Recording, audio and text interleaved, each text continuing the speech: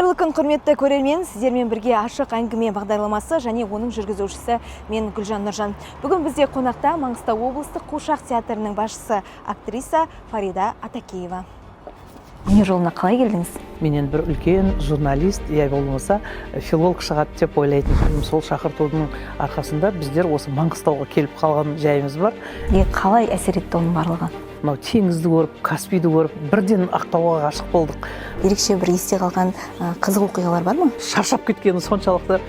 Давайте позовем дедушку Мураза депті ғой. Фарида Момбекқызы, ашық әңгіме бағдарламасына келіскеніңізге рахмет. Бірден алғашқы сұрағымды қойып кетсем, сіздің өмірбаяныңыз жайлы білгіміз келіп тұр. Жалпы өзіңіз қай жердің тумасысыз және осы өнер жолына қалай келдіңіз? Қайырлы күн, құрметті көрермендер. Мен енді өз басым оңтүстік Қазақстан облысының тумасымын. Ең алғаш сол мектеп қабырғасын Төле би ауданы, қазір Төле би ауданы деп аталады, Жамбыл ауылында кішкентай мектепті бітірдім, мектеп қабырғасын. Сол кішкентай күнімнен сол осы өнерге бейім болдым. Мектеп қабырғасында жүрген кезде ән айтып, домбыра тартып, сосын мынау көбінде үлкен мерекелік концерттерді жүргізетін едім. Содан енді менің өнерге деген қызығушылығым басталып, осы өнер жолына кеттім. Мектеп ол кезде естеріңізде болса, мектеп қабырғасында оқып жүрген кезде мынау үлкен аудандық, республикалық, облыстық деңгейде жас таланттарды іздейтін үлкен жобалар болатын. Олимпиадалар дейтінбіз. Сол олимпиадаларға қатысып жүретінмін. Содан мен үлкен осы ауданнан өтіп, облыстан өтіп, және республикадағы үлкен сайыстан өтіп, конкурстан сол театр және өнер колледжіне оқуға қабылдандым. Бала күнімде негізі мен ұстаздарым менен бір үлкен журналист, я болмаса филолог шығады деп ойлайтын. Өйткені мектеп қабырғасына жүргенде мен қазақ тілі мен әдебиетінен жақсы оқыған болуым керек. Сол себептен де класс сынып жетекшісі менен үлкен журналист шығады деп ойлайтын. Бірағында енді сол өнерге деген менің құштарлығым басымда болып кетті. Сол себептен де мен осы өнер жолын таңдадым. Ата-аналарым қарсы болған жоқ. Керісінше менің анам да, әкем де мені қолдап, сол кезде сол үлкен өнер жолына түсуіме ықпал етті. Әңгімеңізден естіп отырсам, маңғыстаулық емес екенсіз. Оңтүстіктің қызы Маңғыстауға қалай келді? Сізді бұл жаққа не жетелеп алып келді?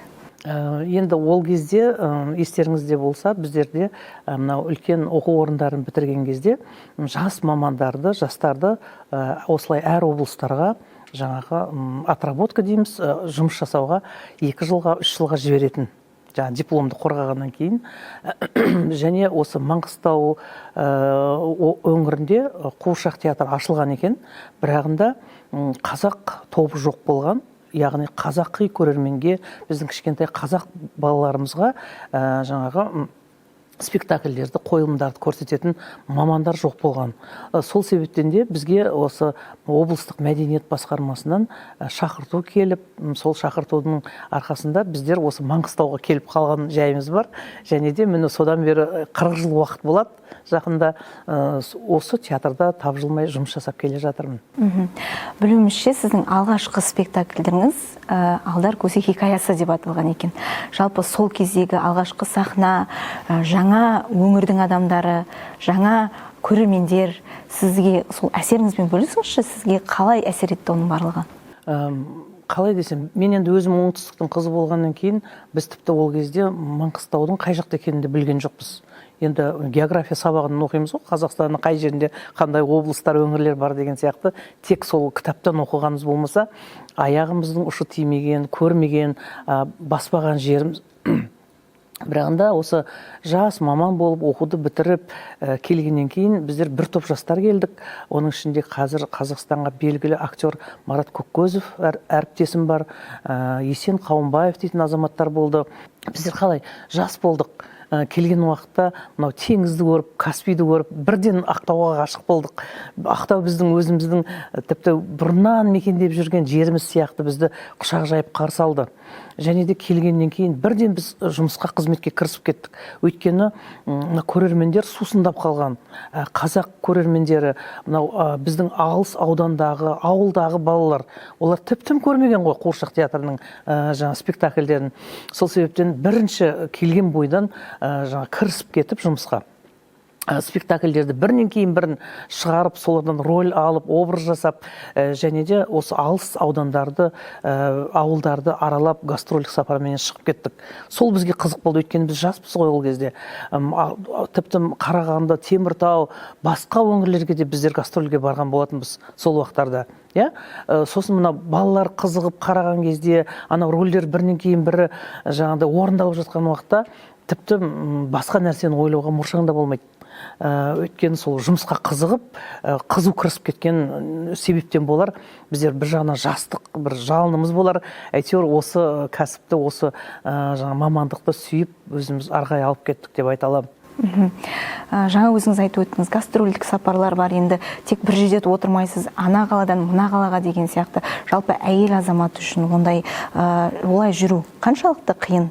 Немесе енді отбасыңызға көңіл бөле алмай қалған кездеріңіз болып қалады ғой, енді сол жағынан айтып өттіңіз. Негізі өнер адам үшін, мысалы үшін, отбасында, қызметті, жұмысты да бірге алып жүру өте қиын.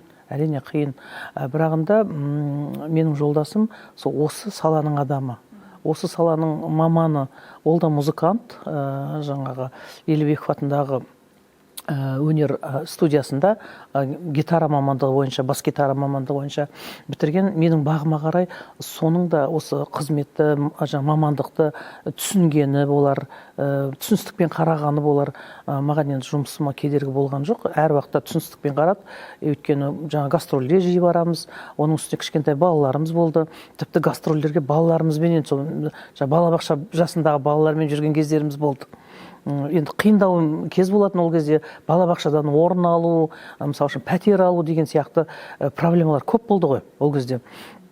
Бірақ соған қарамастан осы енді отбасын да, қызметті де, жұмысты бірге алып жүруге енді барынша күш салдым деп айта аламын. Жаңа сізді басында Маңғыстау облыстық Қуыршақ театрының басшысы деп таныстырдық, Қарапайым актрисадан басшылық қызметке қалай келдіңіз?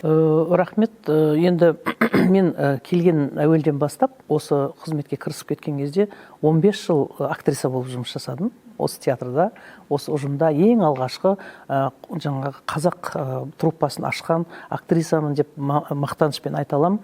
Енді жаңа айттым ғой, мен мектеп қабырғасында өте жақсы оқыдым. Менде қазақ тілі, әдебиеті, тарих сияқты жаңа пәндерден өте жақсы болды бағаларым. Соның да көмегі шығар, осы театр қабырғасына келгеннен кейін мынау орыс тіліндегі сценариялардың барлығын өзім көп уақытқа дейін қазақ тіліне аударып, сол қазақ көрермендеріне көрсетіп жүрдім. Одан бөлек енді барлық шараларға жаңағы белсенді дейді ғой, енді өзім сол мектептен бері бала күнімнен сол қасиетім, бала күннен болады ғой, қасиетім сондай әр нәрсеге белсенді атсалысатынмын.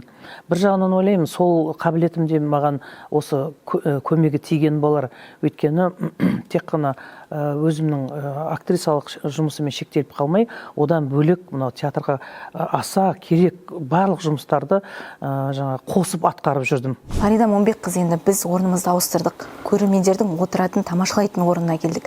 Жалпы сіздердің әрбір спектакліңізде осы көрермендер орны қаншалықты толады? Балалардың қазіргі таңда Қуыршақ театрына қызығушылығы қандай?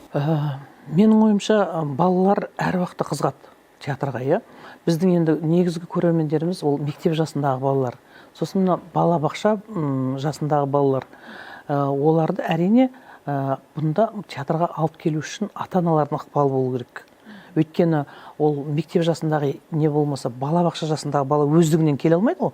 Мысалы үшін автобусқа отырып, я болмаса таксиге отырып. Сол себептен ата-аналар бұл жерде біріншіден қатты ықпал ету керек. Балалардың қызығушылығы өте жоғары. Неге десеңіз, бізде мысалы кейбір репертуарда спектакльдеріміз бар. Тіпті сол спектакльді 2 рет, 3 рет көрген бала жалықпайды.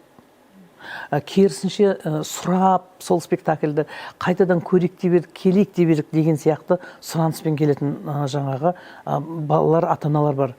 Және бізде әр сенбі сайын театрда мына отбасы күні деп белгілегенбіз. Әр сенбі күні таңертең сағат 11-де орыс тілінде, сағат 12-де қазақ тілінде репертуардағы спектакльдерді біз көрсетіп отырамыз. Енді кейбір уақыттарда бізде аншлаг болады. Тіпті билет орын болмайтын кездер болып қалады. Өйткені демалыс күні ата-аналары өздері алып келеді спектакльге. Жаңа айтып өттіңіз ғой, мектеп, балабақша деген сияқты. Жалпы мен өзім мектепте оқып жүрген кезде де осындай қуыршақ театрлар көп келіп, спектакльдер қойып кететін. Біз таласып, билет алып сол жаққа баратынбыз. Қазір де ол дәстүрден жаңылған жоқсыздар ма? Сіздер де жиірек барып тұрып, сол бізге келе алмаған адамдарға мектепке барып өздеріңіз сондай гастрольдерді жиі ұйымдастырасыздар ма?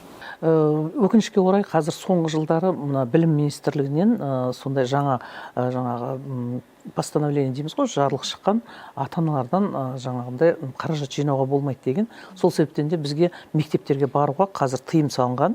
Біз керісінше балаларды өзімізде театрда, осы сахнада, залда шақырып көрсетуге жұмыстанамыз. Өйткені енді уақыттың талабына қарай, ата-аналардың талап тілегіне қарай деп болатын шығар, айтуға болатын шығар, соңғы уақыттарда біз көбінде театрда қабылдаймыз. Және де енді гастрольдік сапарлармен мәдениет үйлерінде, одан бөлек жаңағы үлкен мекемелерде солардың балаларына жиі спектакльдер қоямыз. Негізі мына қуыршақ театры кәдімгі театрға қарағанда өте қиынырақ. Себебі екі қуыршақтың басын бір адам алып жүру мүмкіндігі бар да. Мысалы, бір актриса екі қуыршақтың дауысын ақ сала алады сол кезде. Біз кішкентай кезімізде енді әр қайсысына бір актриса бөлінген шығар деп ойлаймыз ғой негізі. Бірақ үш тіпті қуыршақтың басын бір актриса ұстап жүретін кездерде болады екен. Ондай қиындықтар мен қызықтар туралы айтып өтесіз ба? Негізі қаншалықты қиын осы салада жұмыс жасау? Негізі қуыршақ театрында, мәселен қуыршақ жаңағы өнеріне келетін болсақ, бұл кішкене ауырлау сала. Өте қиын деп енді айтпай-ақ қояйын. Бірақ енді өзінің мамандарына жаңағы оқыған, қолында диплом бар кәсіби мамандарға бұл жаңағы үйреншікті нәрсе болғанмен де, мысалы үшін көбінде сырттан қараған адамға бұл бір кішкене жеңілдеу өнер сияқты болып көрінуі мүмкін, баланың ойыны сияқты болып көрінуі мүмкін да. Ал бірақ түптеп келгенде мынау қуыршақ театрында спектакль ойнау, қуыршақты жүргізу, оларға образдарын табу, сол арқылы баланы сендіру, балаға жаңағындай әдемі қызмет көрсету өте қиын. Көбінде мысалы үшін жаңа өзіңіз айтып өткендей, бір қуыршақты кейде 2 адам, 3 адам актерлар жүргізетіндей кез болады. Я болмаса бізде репертуарда кейбір спектакльдер бар, мысалы үшін бір спектакльде жалғыз актер ойнайды. Яғни ол жерде 9, я болмаса 8 персонаж болуы мүмкін, сол барлық персонаждардың образдарын біріне-бірін жаңағындай жаңылмай, біріне-бірін ұқсатпай, бәрінің образдарын тауып, әдемі 45 минут спектакльді көрсету, ол өте қиын.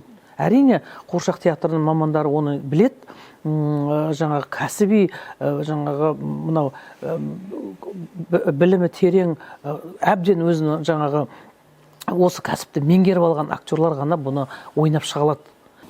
Енді әрбір саланың өзінің қиындықтары болады, қызықтары болады. Сіздердің салаларыңыздың қызықтары қандай? Ерекше бір есте қалған қызық оқиғалар бар ма? Енді сахна болғансын, театр болғаннан кейін ондай жағдайлар көп кездеседі бізде.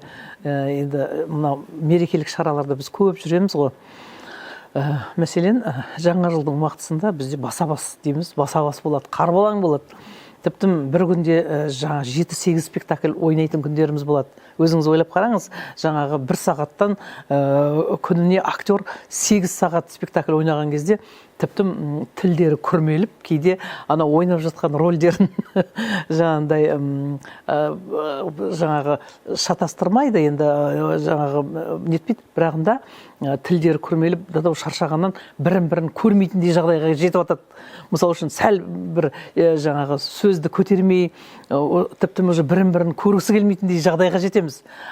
Сол жаңа жылдық қарбалаң дейміз, мынау жаңа жылға дейінгі бір 10 күн уақытта бізде осындай жаңа периодтар болады. Тіптен бір күндері бізде бір актрисамыз болды, жаңағы балаларға айтады ғой енді, ал енді жаңа балалар, давайте позовем Дедушку Мороза деп айтайын деген ғой енді, шаршап кеткені соншалықты, давайте позовем Дедушку Мораза деп той.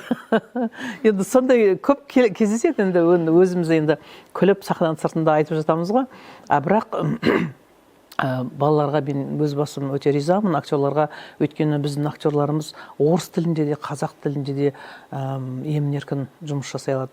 Жалпы сіздер тақырыпты қалай таңдайсыздар? Сценарийді кім жазады? Қызық қандай тақырыптар бар деген сияқты, балалардың қызығушылығы или ізденесіздер ме сіздер? Балалар қандай қызық тақырыптарға қызығады деген сияқты? Әрине, бізде репертуарлық саясат деген болады.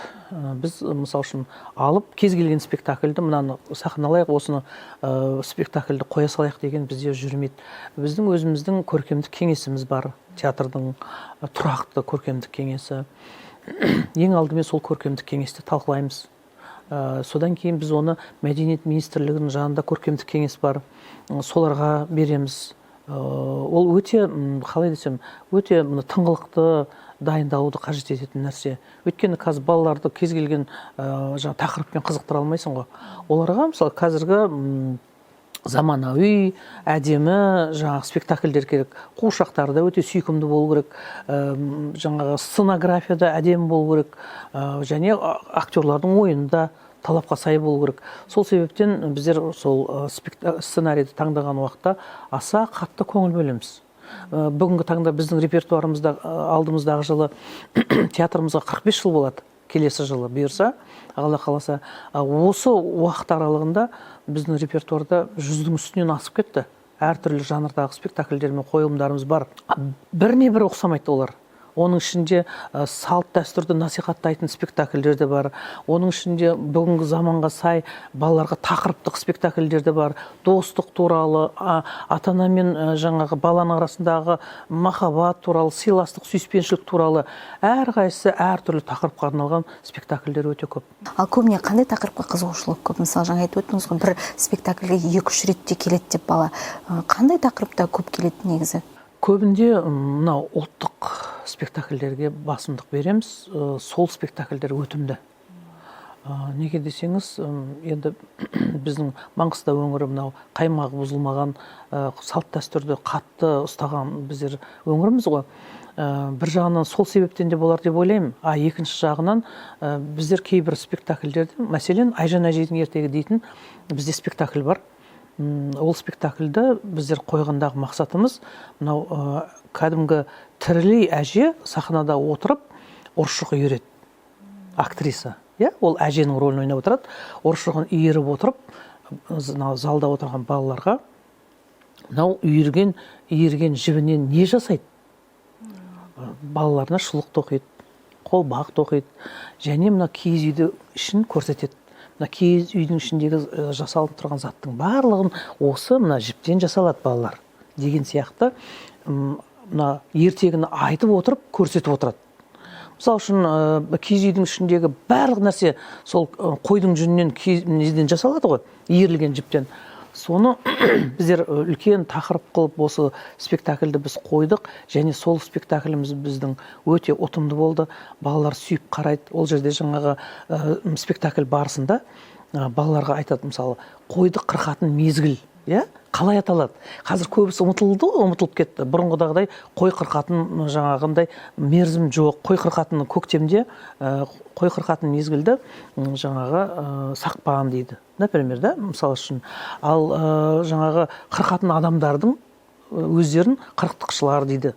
Мысалы, соны біздің балалар емес, үлкендерімізде ұмытып кеткен жағдайлар бар. Қазір кездерде біз соны спектакль арқылы көрсетеміз. Сонда кейбір мысалы мектептерде балабақшаларда мынау тәрбиешілер, жаңағы сол мекемеде жұмыс жасайтын қызметкерлердің өздері осылай екен ау, шынында да мынау керемет нәрсе екен, біліп жүретін нәрсе екен деп таңғалып жатады. Данил, амансың ба? Саламатсыздар ма? Ойбай-ау, ана төбемізді түсірді ғой мына Арман деген. Люстра басымызға түсетін болды. Кешіріңіздер, иә. Әй, әке-шешесі саған тапсырып кетсе, айтса шанаған қой де. Қой де. Әй, көрші, жүр, үйге, шай ішіп атыр енді, шай ішейік. Қарай, содан соң қалғанын айтайын. Қандай шай? Ассам шай, жүрсінші. Ай, Арман-ай. Ай, бүткілудің барлығын шашып тастапты ғой. Ай. Арман, қайдасың?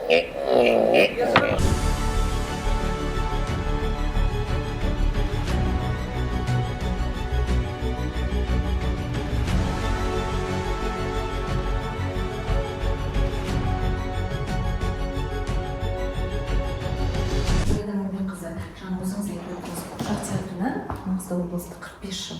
Жалпы 45 жылдың ішінде сіздер қандай деңгейге дейін өстіңіздер? Жалпы ұжымның театрдың жетістігі туралы сөз қозайықшы. Енді біз жетістігіміз туралы аузымызды толтырып айта аламыз.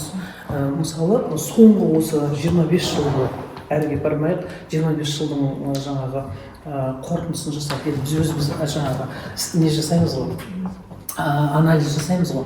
Сол уақытта біздер 34-тің үстінде әртүрлі халықаралық дәрежедегі фестивальдерге қатысыппыз. Сол фестивальдерден алып келген жаңағы жетістіктеріміз 50-ден асады. Яғни бұл әртүрлі жаңа халықаралық деңгейде өтіп жатқан біздің жұмысымызды нәтижесін көрсететін, соның деңгейін көрсететін үлкен додаларда үлкен жеңіспен оралып жүрміз. Жаңа айтып өттім, біздің театрымыз қазір халықаралық аренаға шықты. Біз халықаралық дәрежеде өнер көрсете алатындай ұжым болдық. Аузымызды толтырып айта аламыз. Мәселен, репертуардағы үздік спектакльдеріміз біздің үлкен фестивальдарда жүлделі орындарға ие. Үздік режиссуры, үздік суретші, үздік актер, осы әдемі номинациялар барлығы біздің қоржынымызда бар. Әрине мақтанып айта аламын. Енді биыл осы ағымдағы жылы 42 айында біздің театрымызда ең алғашқы болып жаңағы Намат Пупет деген атпенен халықаралық дәрежеде үлкен фестиваль өтеді. Оны ұйымдастырып жатқан, өздеріңіз білесіздер, биыл біздің Ақтау қаласы түркі әлемінің мәдени астанасы. Сол мәдени жобаның аясында біздер Қуыршақ театрының фестивалін өткізетін боламыз. Сөзіңіз аузыңызда, кеше ғана біздің Ақтау үшін өте тарихи күн болды, халықаралық іс-шара өтті. Жаңа өзіңіз айтып өттіңіз, Ақтау мәдени түркі әлемінің астанасы деген атқа ие болдық. Сол кезде де сіздің ұжым өнер көрсетіпті. Осы туралы айтып өтіңізші.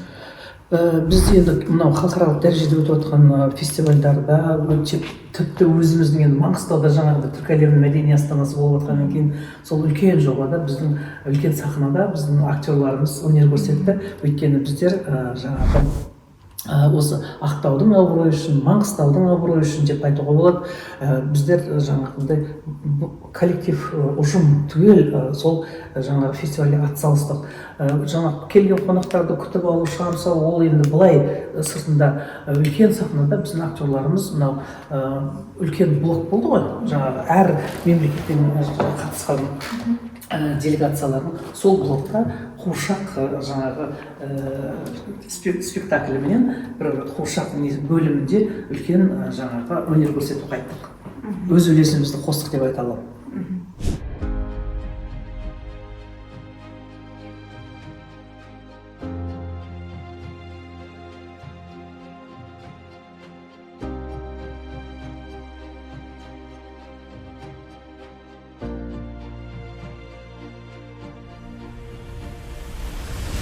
Фарида Момбекқызы бүгін ашық әңгіме бағдарламасында шынымен де ашылып, ақтарылып айтатындай әңгіме болды деп ойлаймын.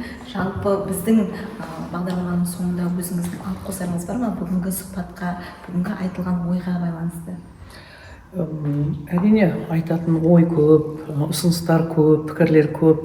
Енді 45 жыл болады деп айтып жатырмыз ғой. Жаңағы біздің осы Қуыршақ театрымыз біздің Маңғыстау өңірінде кішкентай балаларға өнер көрсететін жалғыз ғана ұйым.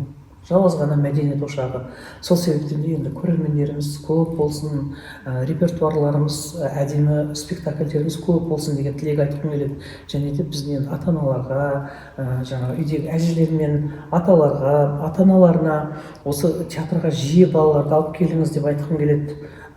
Театрымыздың енді өмірі ғұмырлы болсын. Алда үлкен жобалар бар, үлкен жаңағы фестивальдар күтіп тұр. Сол сияқты барлық өзімнің әріптестеріме, театрда бірге иық тіресіп бірге қызмет жасап жүрген әріптестеріме шексіз алғысымды айтамын. Осы творчестволық үлкен биік шыңдарда бола берейік.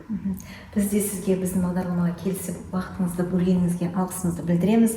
Жұмыстарыңызға, ұжымыңызға тек қана сәттілік, біздің мәдениетіміздің ошағы болып жүре беріңіздер. Жалпы енді баладан басталады ғой тәрбиенің барлығы. Сіздер сол балаға беріп жатқан тәрбиелеріңіз таусылмасын дегім келеді. Рахмет сізге.